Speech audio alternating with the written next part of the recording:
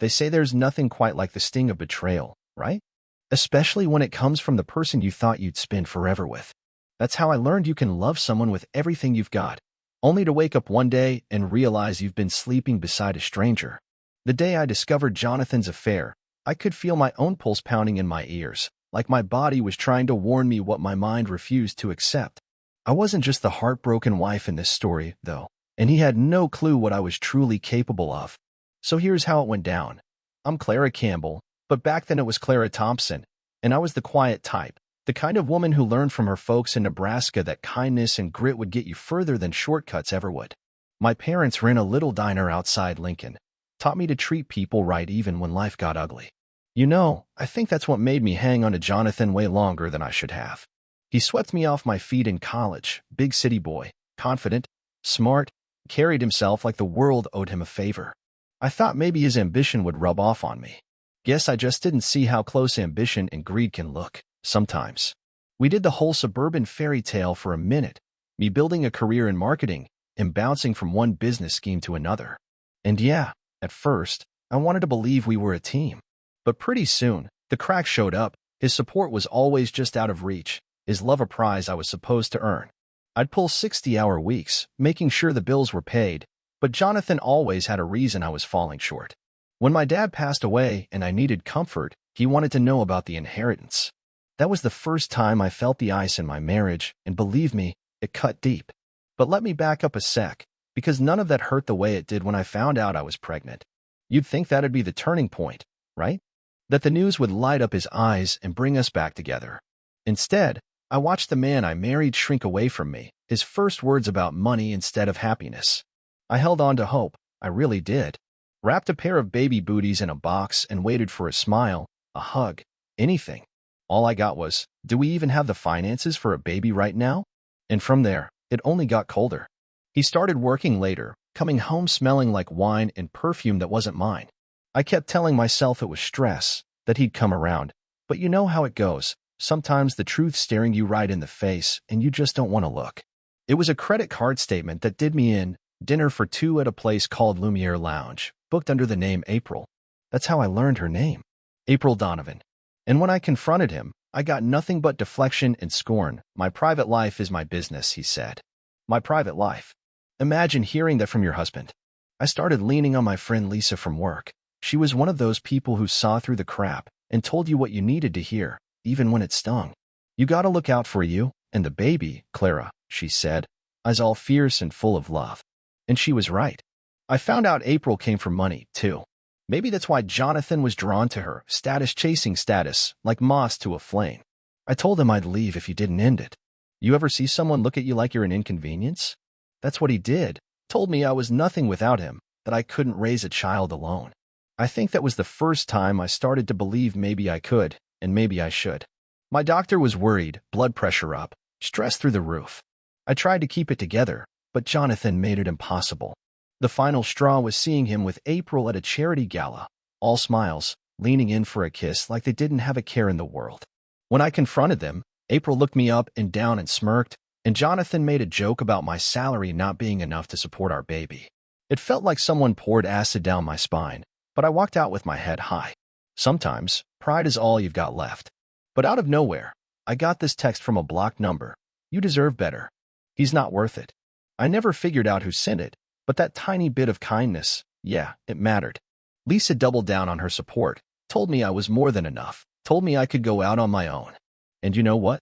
The universe must have been listening, because next thing I know, I get a call about a consulting gig at a tech startup, Ascension Apps, through an old college professor. The work was thrilling, and for the first time in months, I felt alive again. I opened a new account, started saving every cent, planning my exit. When Ascension offered me a full-time role, Chief Marketing Officer with a signing bonus, I hesitated. I was pregnant, terrified, but I couldn't say no to hope. Jonathan, of course, sneered at it, called it startup nonsense. But that only made me want it more. From then on, my life was a juggling act, late-night baby kicks, early morning campaigns, and Jonathan's insults in the background. But Lisa and Michael, my new boss, were in my corner. Michael saw something in me, hinted I could do even more. Jonathan stayed busy flaunting April around, posting cryptic pictures, not realizing I'd already slipped away. The tipping point came when Jonathan found the bank statement for my new account. He raged, accusing me of sneaking around, trying to hoard money. I looked him in the eye and said, "I'm building a future for me and our baby, with or without you."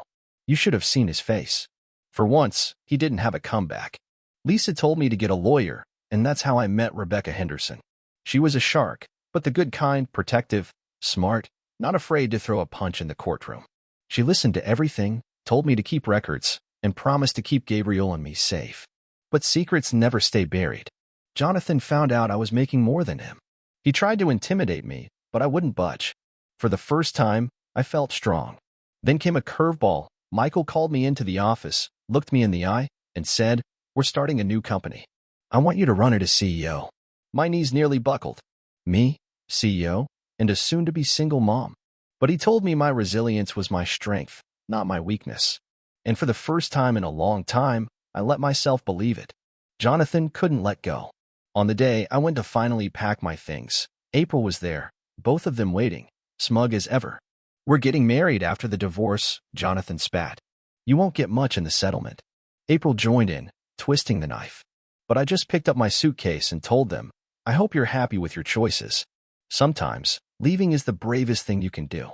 The legal battle that followed was brutal. Jonathan painted me as unstable, April played the victim, and their lawyer tried to tear me down.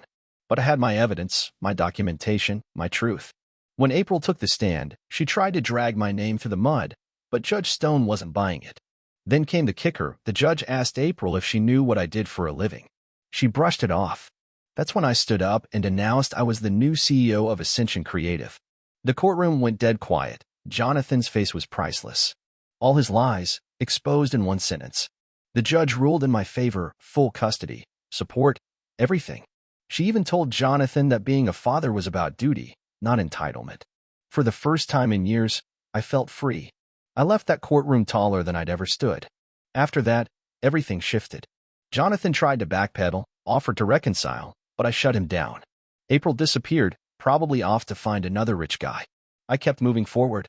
Michael announced my CEO role, the press went wild, and suddenly I was getting invited to speak about women in leadership. Lisa, Rebecca, Michael, they all celebrated with me. I built a new home for Gabriel and me, filled it with laughter and hope. Jonathan spiraled, lost his job, his money, his swagger. He called me drunk one night, begging to see his son. I told him to follow the court guidelines. At Gabriel's baptism, Jonathan showed up, eyes red, hands shaking. He held Gabriel for a minute, whispered an apology, but I didn't say anything back. Mercy isn't about forgetting, it's about moving on. My divorce was finalized soon after. The relief was immediate. My career soared, big campaigns, industry awards, invitations to mentor other single moms. I started seeing someone new, a gentleman named David who saw me for who I was. And every night, when I held Gabriel, I thanked the universe for the strength to walk away from what nearly broke me. April sent me a message once, apologizing. I let it go unanswered. I figured, sometimes the best revenge is simply living well. On Gabriel's first birthday, my condo was packed with friends who'd stuck by me, Lisa, Rebecca, Michael, David. Gabriel smashed his cake, everyone laughed, and I felt this rush of gratitude, realizing just how far I'd come. Now, when I walk into my office, the Chicago skyline shining out my window, I know I earned every bit of peace I've found. I dropped Jonathan's last name, went back to Campbell. I lead a team that respects me. I love a child who looks at me like I'm his whole world, and I help other women find their voice after heartbreak. And that's what I want you to remember. People might try to define you by your lowest moments, but you get to choose your story. You get to stand back up, rewrite the ending, and show the world exactly who you are. So, what do you think? Does justice always win out? Or is it just about having the guts to fight for it? Let me know what you do. This story isn't just mine. It's for anyone who's ever had to find their own power after someone tried to steal it.